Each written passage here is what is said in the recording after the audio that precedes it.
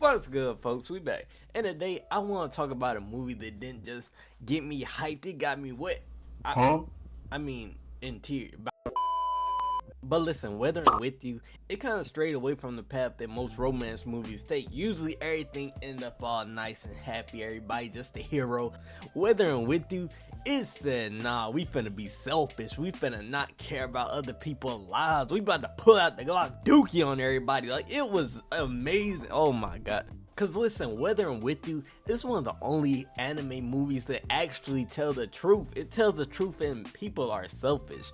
And the first thing I want to get to is my new favorite anime character of all time, Hodaka. Now this man Hodaka, when you first see him, you see this man, he living out in the streets. He in the slums with it. He reminded me of me a little bit. And listen, this man Hodaka, he runs away from home. He goes to Tokyo and he finds out very quickly that it's not sweet over there. And you can see that he's scavenging for food. He homeless. He's struggling to get out the rain. He can't find no meals.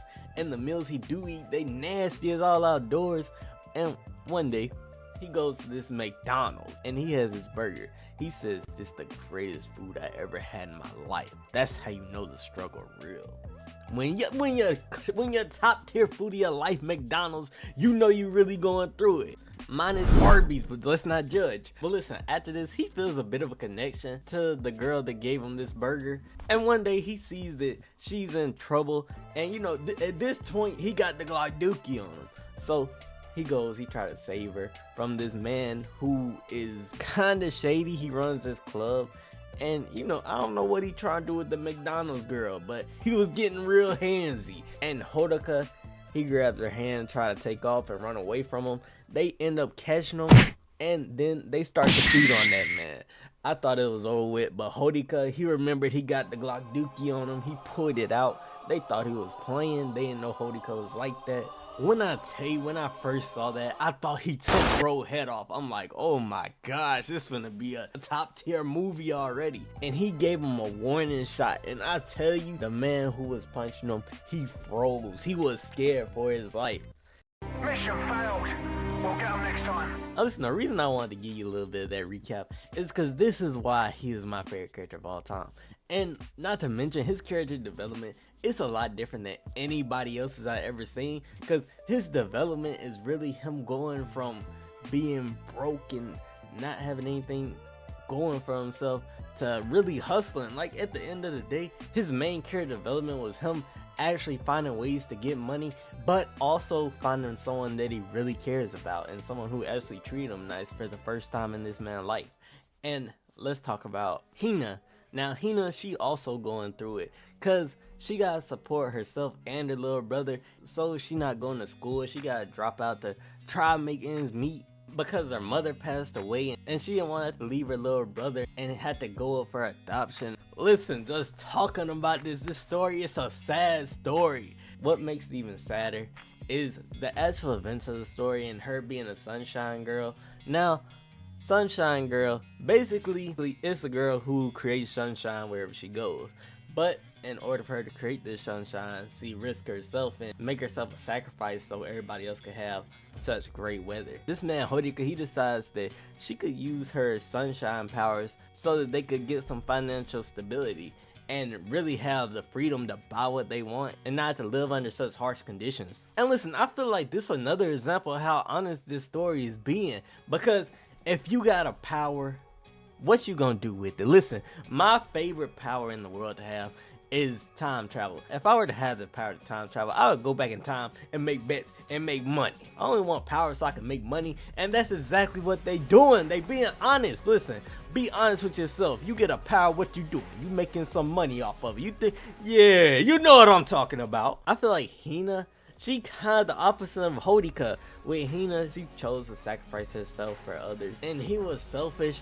And I feel like the thing that really stuck with me when I watched Weather With You is that at the end of the day, usually you see sunshine and rainbows, you see all that bullshit. Nah, the end of Weather With You, you see the rain keep falling.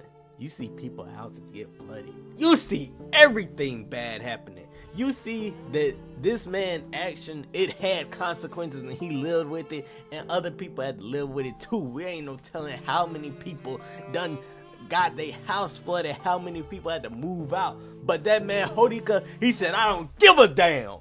He wanted his boo thing.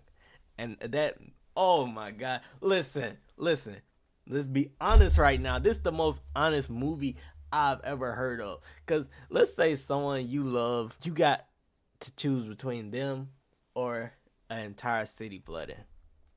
You might be like, oh, well, I'll choose the entire city. You're lying. All right, I'm sorry. I didn't mean to yell at you. My fault. I get emotional. But listen, these type of choices are why I think that this movie is so much better than like almost anything I ever seen. I might even say it's better than Your Name. And I know it's got the same director, but this one, oh my gosh, the perfection in it. And the fact that you get to see the characters from Your Name as well, it just the icing on the cake. Oh my god. Like, let me tell you something. I can see why people would love it, but I could also see why people would hate it. Some people might think that Hodaka is just a selfish, centered, terrible person. But the way I see it, I think Hodaka, he just real with himself. And he don't want to live without someone he care about, and it makes sense. And I love how it doesn't try to change these characters so much to where they're completely different characters. They're the same people living the same lives, and you know, that's very realistic. That's something that nobody really talks about. Listen, people do change over time, but their entire world views and the entire way they think of, it doesn't change over the course of 3 years. It changes over an entire lifetime. And I feel like this actually captures humanity in a beautiful way. Alright, so we can't not talk about the side characters, because they will really hold the story together and what really makes the story an entirely different level. Listen, Nagi, Hina's little brother, the player, he the greatest wingman of all time. Cause listen, during the story, Nagi, he feels like the most grown-up person in the movie, but I feel like he represents the responsibilities that Hina got, cause she do got to take care of him. The thing with Nagi, he don't sugarcoat anything. If the truth need to be told, he gonna tell it. Seeing the strategy that he comes up with to get out of police custody and help Hodaka, it just makes you care about him even more. Cause listen, even though the story is about Hodaka and Hina, it did not sweep any side character under the rug. Cause listen, Shug, Hodaka's boss, he was going through his own thing. Listen, he couldn't see his daughter cause he was a smoker and she had asthma. He was really going through that, not being able to see his kid. Seeing him stand up for Hodaka finally,